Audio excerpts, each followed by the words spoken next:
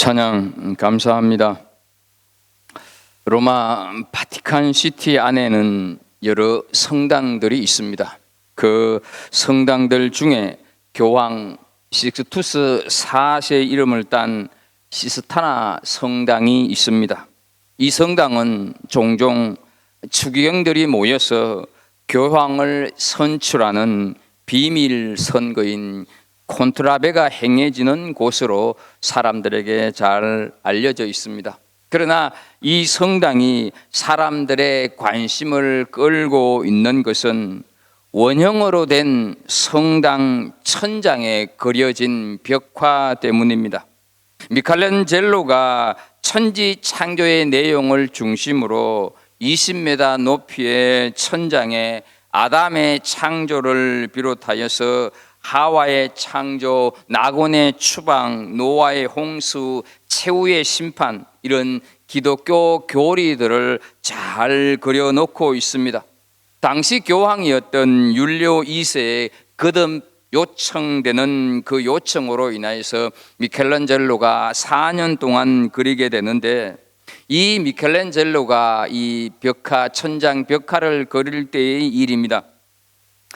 다 된 것처럼 보였는데 여전히 마지막 손질을 미켈란젤로가 계속하고 있으니까 옆에서 그를 돕던 제자 중 한 사람이 선생님, 이 정도면 된 것 같은데 끝나지 않으셨습니까? 라고 물었습니다. 그러자 미켈란젤로는 자네 눈에는 끝난 것 같은가? 내 눈에는 아직 끝나지 않았네 하면서 넉 달이나 더 이 작품을 그리는데 매달렸고, 마침내 끝난 것 같았는데 미켈란젤로는 여전히 작업 도구를 치우지를 않고 계속 천장을 응시하면서 주변을 왔다 갔다 이렇게 맴돌았습니다. 다시 한 제자가 선생님, 이번에는 정말로 끝나지 않았습니까? 라고 묻자 미켈란젤로는 이런 아주 유명한 대답을 남겼습니다. 내 눈에는 끝났는데 주님 보시기에는 어떨지 모르지. 내 눈에는 끝났는데 주님 보시기에는 어떨지 모르지. 아주 유명한 대답을 하고 있습니다. 한 해의 마지막 주일입니다. 이 한 해 스스로 보시기에 어떠하십니까? 또 주님 보시기에 어떠하시겠습니까? 발도 달리지 않는 세월이 그렇게 하루하루 잘도 가고 있습니다. 한 해의 마지막이 있듯이 흐르는 세월 속에 우리의 삶도 언젠가는 끝이 있다고 하는 생각에 저절로 옷깃을 여미게 하는 이 즈음입니다.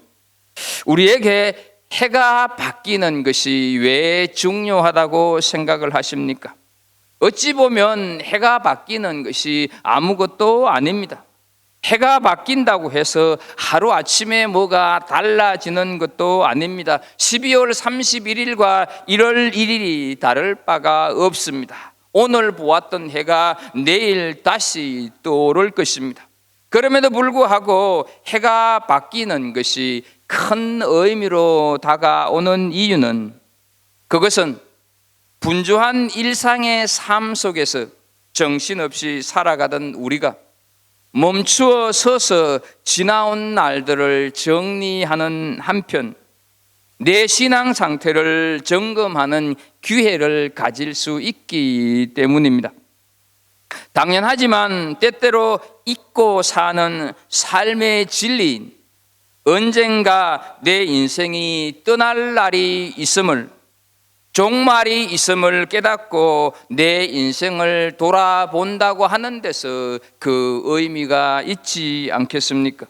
오늘 우리가 함께 읽은 본문은 한 인생의 대단원의 막을 내리는 장면을 우리는 읽었습니다.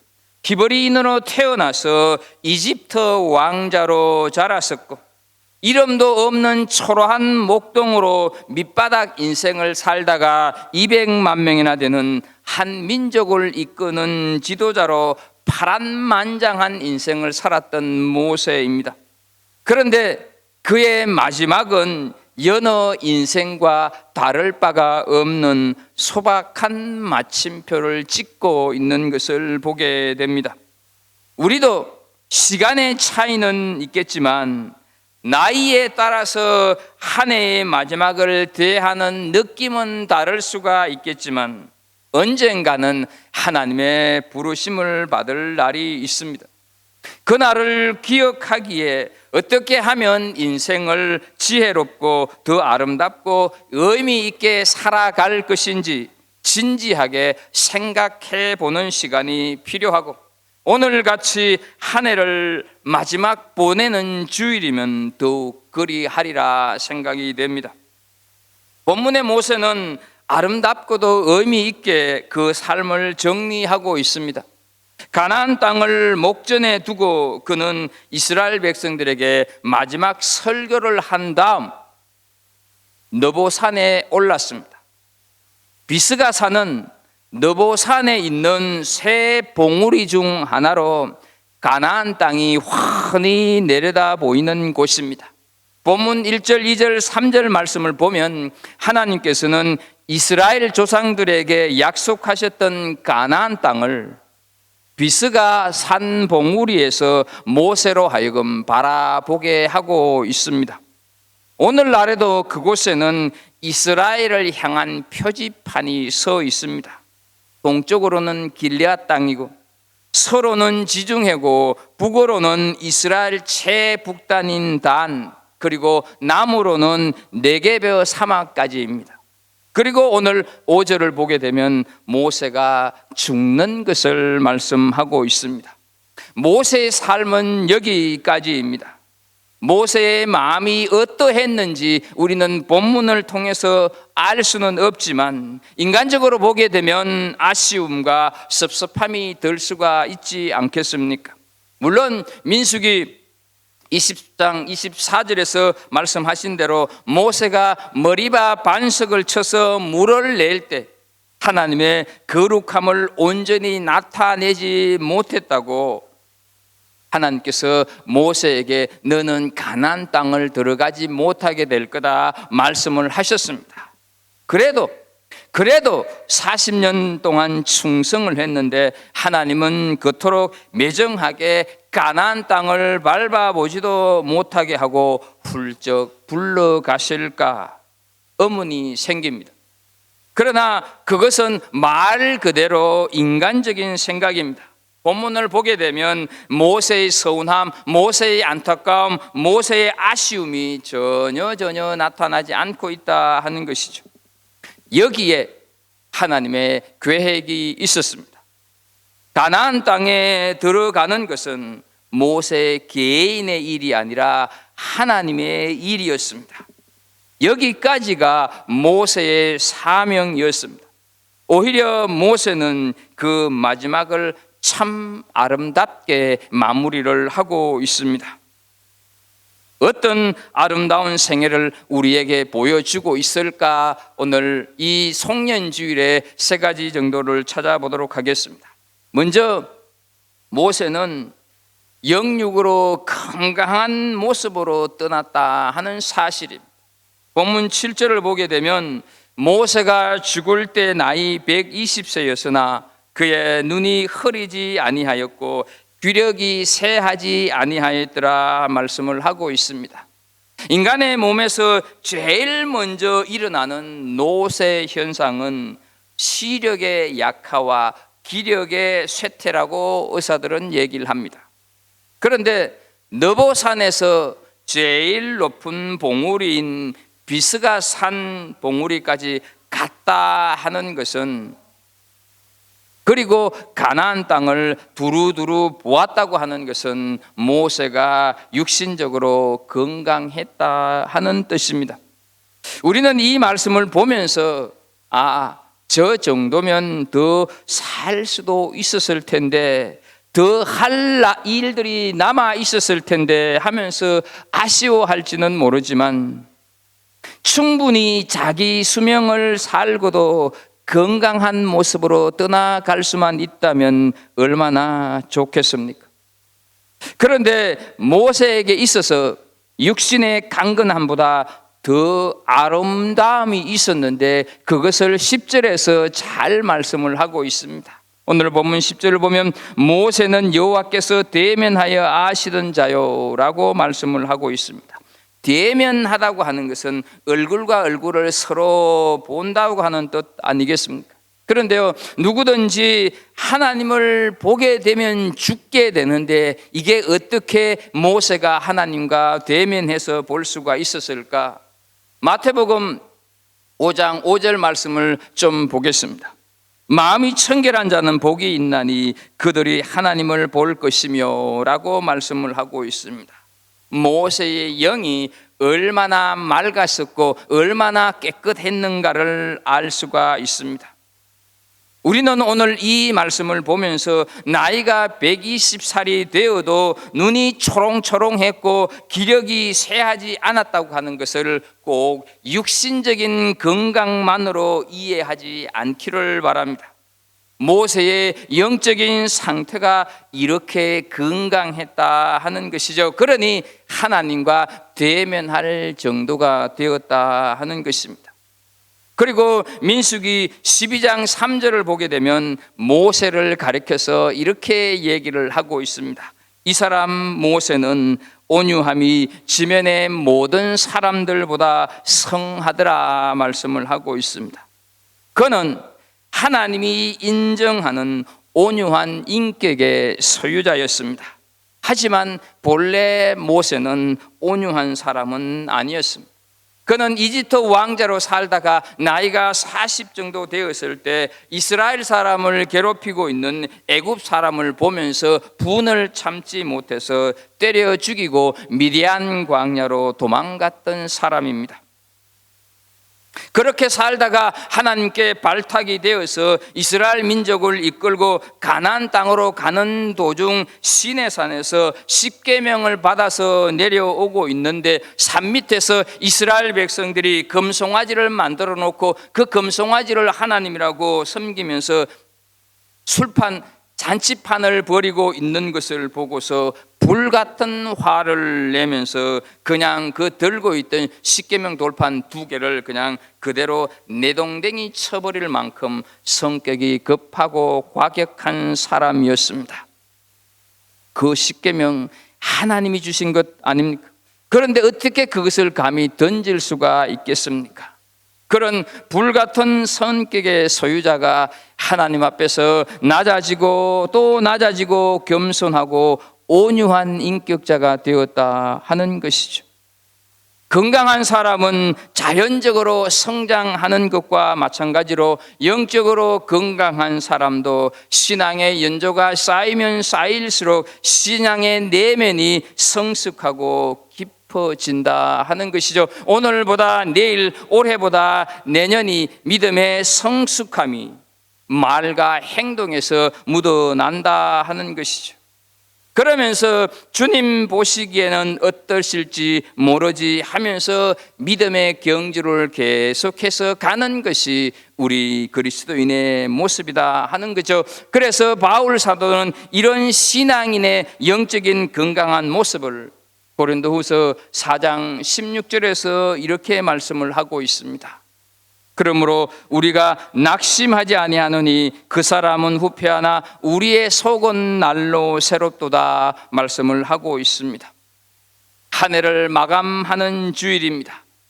내년에는 모세처럼 우리의 영육이 다 강건해지고 더더욱 성숙해지고 더더욱 주님의 형상을 닮아가는 성숙한 한 해가 될 수 있기를 주의 이름으로 축복합니다. 그래서 에베소서 4장 13절을 보게 되면 우리가 다 하나님의 아들을 믿는 것과 아는 일에 하나가 되어 온전한 사람을 이루어 그리스도의 장성한 분량이 충만한 데까지 이르리니 하는 이 말씀이 우리 모두의 말씀으로 성취되기를 주의 이름으로 축복합니다. 두 번째로 모세는 순종의 아름다움을 보여주고 있습니다. 5절을 보겠습니다. 이에 여호와의 종 모세가 여호와의 말씀대로 모압 땅에서 죽어, 이렇게 말씀을 하고 있습니다. 이 말씀은 모세가 하나님께서 미리 예언하신 대로 가나안 땅에 들어가지 못하고 죽었다 하는 뜻도 되지만, 모세가 하나님의 말씀에 순종함으로 죽었다, 이런 뜻도 포함을 하고 있습니다.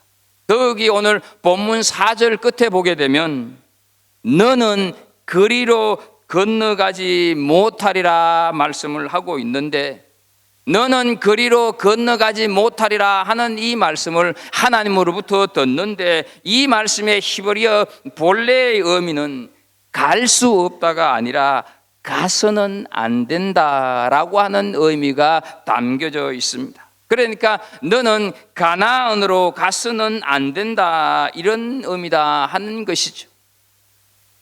이 말씀을 들었을 때 모세의 마음이 어떠했겠습니까? 얼핏 보면 모세에게 상당한 아쉬움이 있는 것처럼 보입니다. 그도 그럴 것이 40년 동안 고생했는데 바로 저기 눈앞에 보이는 땅을 보기만 할 뿐 들어가지를 못했으니 그렇지 않겠습니까?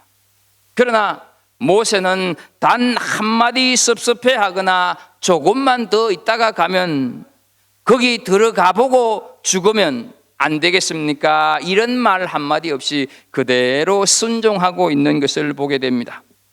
아직 때가 아닌 것 같습니다 라고 하지 않았다 하는 사실이죠. 그렇습니다, 여러분. 우리 인생은 하나님께서 맡겨주신 것처럼, 하나님께서 맡겨주신 만큼 충성하다가 부르시면 순종하고 떠나야 할 존재들입니다. 나그네다 하는 것이죠. 그러나 대중가요처럼 어디서 왔다가 어디로 가는지 모르는 그런 인생이 아니라, 인생의 답을 알고 사는 나그네, 인생의 해답을 알고 살아가는 행인이다 하는 것이죠. 인생의 답을 알고 사는 사람, 인생의 목적지를 알고 있는 사람이다 하는 것이죠. 삶의 해답을 알고 사는 사람과 삶의 해답을 모르고 사는 사람 사이에는 엄청난 차이가 있다 하는 것이죠. 모세도 인간이었기에 나름대로 가나안 땅에 들어가고 싶은 소원이 있었는지 모릅니다. 자신의 성취를 확인하고 싶었고 남은 이스라엘 백성들이 걱정되었을지 모릅니다. 그러나 그는 하나님의 뜻에 오롯이 순종했습니다. 눈이 여전히 총명했었고 여전히 기력도 왕성했습니다. 그러니 모세는 하나님, 내가 아직 이렇게 젊은데요, 내가 아직 이렇게 힘이 있는데요, 가나안 땅이 저기 보이는데 들어가서 죽으면 안 될까요? 이렇게 전혀 망설이지 않았다 하는 것이죠. 모세의 죽음은 단순한 노쇠 현상이 아닌 자기 소명을 다한 종으로서 하나님의 부르심을 받았다 하는 사실이죠. 여러분, 이것을 가리켜서 우리는 소천이라고 하는 단어를 씁니다. 하늘의 부르심을 받았다, 이런 뜻이죠. 모세는 이 소천에 순종한 사람입니다. 그는 자신에게 맡겨주신 몫을 다 했었고 순종했다 하는 것이죠. 우리 인생의 주인은 어디까지나 하나님이심을 반드시 기억하면서 하루 매 순간을 살아야 할 것입니다. 사실 광야 40년 동안 모세가 많은 일들을 감당하고 기적도 행한 것은 사실입니다. 그러나 그 모든 것이 다 하나님의 권능이었었고 그 모든 것들이 다 하나님의 은혜였다 하는 소실이죠. 모세는 다만 하나님의 도구로 쓰임을 받았다 하는 것입니다. 따라서 우리가 인생을 살아가면서 내 것인 양 움켜잡을 필요가 없습니다. 인간은 아무리 위대하게 보여도 청지기에 불과합니다. 하나님께서 하실 일을 내가 하려고 해서도 안 된다 하는 것이죠. 그저 자기 역할만 제대로 하면 됩니다. 오직 하나님만이 영광을 받고 하나님의 주권 하에 하나님의 역사가 이루어지는 삶을 우리는 살아내어야 한다 하는 것이죠. 그러면 모세가 이렇듯이 단 한마디의 원망이나 아쉬움 없이 순종할 수 있었던 이유가 무엇일까 하는 것이 좀 궁금해집니다. 하나님의 말씀인데 거절할 사람이 누가 있어요? 그러니 죽었지요 라고 생각을 할 수도 있겠지요. 그러나 여러분, 정말 모세는 하나님의 말씀에 거절할 수가 없음을 알고 어쩔 수 없이 순종을 했을까 하는 것입니다. 그것이 아니다 하는 것이죠. 모세는 눈을 들어서 가나안 땅을 보면서 더 큰 소망을 보게 되었다 하는 것이죠. 가나안 땅은 신앙인이 이 땅에서 살아가고 있는, 향해서 가고 있는 완성된 천국을 의미한다고 하는 것을 우리는 기억해야 합니다. 하나님께서 그 백성에게 약속하시는 가장 좋은 땅은 궁극적으로 영원한 천국이다 하는 것이죠. 그 영원한 천국에 대한 소망을 모세는 어떻습니까? 느보산에서 펼쳐지고 있는 가나안 땅을 보면서 확신했다 하는 것이죠. 가나안 땅이 이 정도라고 한다면 천국은 얼마나 좋을까? 천국이 가나안보다 더 큰 소망이었다 하는 것을 모세가 느끼고 고백했다 하는 것이죠. 하나님께서 모세에게 보여주신 그 땅이 아무리 좋아도 그것은 천국에 대한 그림자에 불과하다고 하는 사실을 모세는 깨달았다 하는 것이죠. 하나님께서는 가나안 땅을 보여주시면서 지금 모세를, 가나안 땅으로 들어가지 못하고 있는 모세를 지금 위로하고 계신 것입니다. 모세는 가나안 땅에 들어가지는 못했지만 영원한 나라에 들어갈 더 큰 소망을 그는 가나안 땅을 바라보면서 얻었다 하는 것이죠. 그렇기 때문에 그에게는 미련이 없었다 하는 사실입니다. 하나님께서 모세에게 그 땅을 보여주심으로 모세가 더 큰 소망, 더 나은 본향을 사모하도록 배려하면서 이 땅에서의 삶을 마치도록 하셨다 하는 것이죠.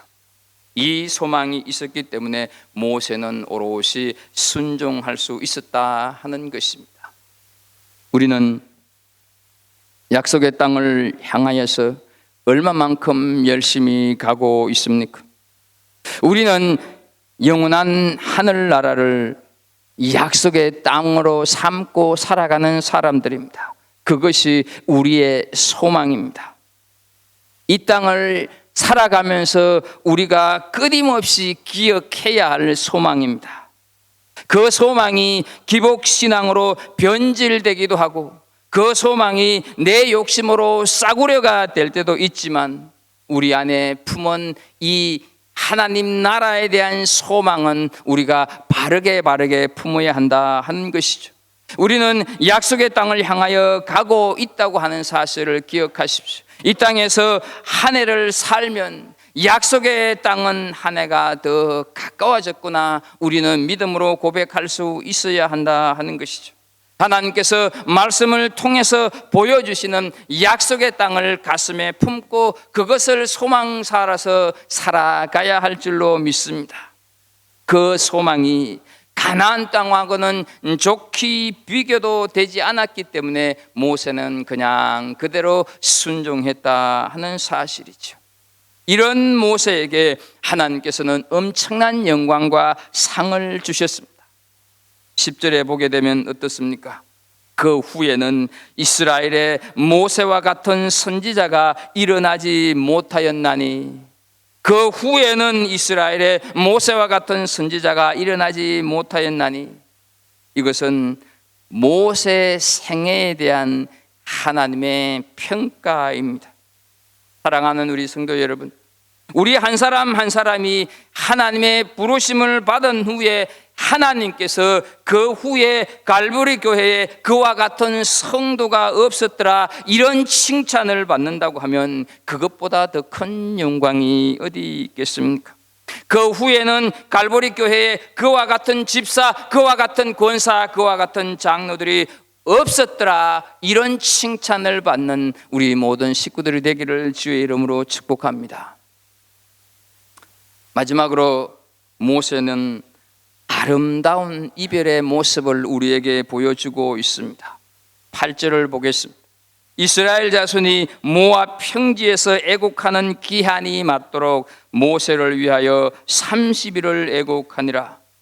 백성들이 슬피 울며 애도하였습니다. 사랑하는 우리 성도 여러분, 모세와 이스라엘 백성들의 광야 40년을 우리가 한번 생각을 해 본다면 얼마나 그 40년의 세월 속에 우여곡절이 많았습니까? 백성들의 반역과 핍박, 심지어는 모세를 죽이려고 달려들 때도 있었습니다. 그러나 모세는 끊임없이 그들을 사랑했었고 모세는 끊임없이 그들을 섬겼습니다. 그러면서 고운 종 미운 종이 다 들었다 하는 사실이죠. 모세도 떠날 때 백성들과 헤어지는 것이 못내 아쉬웠을 것입니다. 백성들은 떠나가는 모세의 죽음 앞에 30일 동안 애곡합니다. 아름다운 이별의 장면입니다. 울어주는 사람이 많고 통곡하는 기간이 길어야 좋다고 하는 의미는 결코 아닙니다. 이들의 울음은 바로 모세에게 고맙다고 감사하다고 하는 기쁨의 눈물입니다. 우리 같은 영적인 철부지들을 이렇게까지 헌신적으로 섬기고 아끼고 다듬고 인간 만들어서 여기까지 인도하여서 살게 해준 것이 너무너무 기쁘다 하는 것이죠. 수도 없이 배반했었고 지독히도 속을 썩였는데 출애굽기 34장 32절을 보게 되면 이제 그들의 죄를 사하시옵소서. 그렇지 않사오면 원컨대 주의 기록하신 생명책에서 내 이름을 지워버려 주옵소서라고 자신들을 위하여서 애통함으로 기도하던 그 아름다운 사랑을 잊지 못해서 이스라엘 백성들은 지금 울고 있다 하는 것이죠. 나 같은 사람 예수 믿게 만들려고 평생을 고생하신 뜻 잘 받들어서 헛되지 않게 살겠다고 하는 다짐의 눈물을 지금 흘리고 있는 것이죠. 사랑하는 우리 성도 여러분, 죽을 수밖에 없었고 본질상 진노의 자녀였던 우리 한 사람 한 사람을 위해서 십자가에 못 박혀서 돌아가시면서까지 누가복음 23장 34절에 보게 되면 아버지여 저희를 사하여 주옵소서, 자기의 하는 일을 알지 못하나이다 라고 기도하시던 예수님이 지금 나를 여기에 있게 하셨음을 믿으십니까? 그 예수님을 바라보면서 감동하여서 울어보신 적이 이 한 해 동안 몇 번이나 있었습니까? 할 수만 있으면 딴 길로 갔었고 가능하면 죄 가운데 빠지려고 했던, 그릇 행하여 각기 제 길로 갔던 우리를 용서하시기 위해서 징계를 받았었고 채찍에 받았었고 결국 십자가에 죽어야 했던 그분의 사랑, 우리는 얼마나 기억하면서 이 한 해를 살아왔는가 하는 것이죠. 나는 모세 때문에 구원을 받았다, 우리 민족은 모세 때문에 살았다고 감동의 눈물을 이스라엘 백성들은 지금 흘리고 있는 것입니다. 우리가 죽었을 때, 누군가가 내 장례 예배를 드릴 때 내에 대해서 할 말이 있도록 우리는 살아갈 필요가 있지 않겠습니까? 나는 정말로 반질반질한 사람이었는데, 고집불통이었는데, 오만하고 독선적이었는데 당신이 나를 이렇게 하나님의 사람으로 만들어 놓고 가셨습니다. 감사합니다. 이런 내 장례식이 되어야 하지 않겠습니까?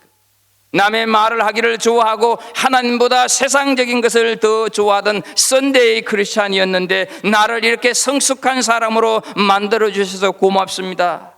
이런 나눔이 내 장례식 때 있어야 하지 않겠는가 하는 것이죠. 저는 우리의 아이들, 우리의 학생들, 우리의 청년들에게, 여러분 한 사람 한 사람에게 어떤 목사로 비춰질까, 무엇을 남겨주는 교회가 되도록 섬겼는가 많은 생각을 하고 있습니다. 더 나아가서 주님 보시기에 어떨까 하는 생각을 지금도 하고 있다 하는 것이죠. 여러분들도 그렇지 않습니까? 어떤 장로로, 어떤 권사로, 어떤 집사로 자리매김을 해야 하나? 우리 2세들이, 손주들이 우리의 죽음 앞에 무엇이라고 고마워하며 감사의 눈물을 흘릴 수 있을까? 주님 보시기에는 어떠하실까? 저물어가는 이 한 해 앞에서 우리는 돌아보아야 하지 않겠습니까? 아이들에게, 학생들에게, 청년들에게 우리는 어떤 모습으로 기억되는 장년들이 되어야 하겠습니까? 한 해를 돌아보면서 아쉬움이 없는 사람 아무도 없을 것입니다. 그러나 바울 사도는 빌립보서 3장 13절에서 고백합니다. 형제들아, 나는 아직 내가 잡은 줄로 여기지 아니하고 오직 한 일, 즉 뒤에 있는 것은 잊어버리고 앞에 있는 것을 잡으려고 달려간다 말씀을 하고 있습니다. 주님 보시기에 어떠실까 하는 마음을 가지고 신앙의 다름질을 하는 은혜가 있기를 축복합니다. 그래서 후손들에게 그 바톤을 넘겨주는 아름다운 신앙의 경주가 있기를 축복합니다. 이스라엘 백성들은 모세가 아름다운 생애를 마치고 천국에 입성하고 있는 모습을 지금 바라보고 있다 하는 것이죠. 그들은 하나님을 사랑했었고 자신들을 사랑했던 그 위대한 부모요 신앙의 선배를 향해서 지금 이스라엘 백성들은 기립박수를 올려주고 있다 하는 사실이죠. 여러분, 오늘 본문을 한번 여러분 마음속으로 한번 그려보시기 바랍니다. 얼마나 아름다운 인생의 마지막 죽음의 모습인가 하는 것이죠. 누군가가 내 장례식에 와서 슬픔의 눈물이 아닌 기립박수를 보낸다면, 우리의 인생이 이렇게 마지막 감동적인 모습으로 장식될 수만 있다면 그 인생 얼마나 아름다운 인생, 얼마나 후세들에게 본이 되는 인생이겠는가 하는 것이죠. 사랑하는 성도 여러분, 모세의 마지막 생애를 보면서 우리의 생애도 저렇게 살다가 저렇게만 갈 수 있으면 얼마나 좋을까? 이것이 우리 마음속에서 솟구치는 소원이 될 수 있기를 축복합니다. 한 해를 마무리하면서 또 새해를 준비하면서 우리의 삶이 주님 보시기에 어떠해야 할까? 날마다 고민하십시오. 모세의 삶을 통해서 우리는 이미 우리의 삶이 어떠해야 하는가를 미리 그려주고 있다 하는 사실이죠. 여러분의 인생 만족하는 인생이십니까? 그렇다고 한다면 그 만족함을 더 아름다운 인생으로 갖고 가시기를 바랍니다.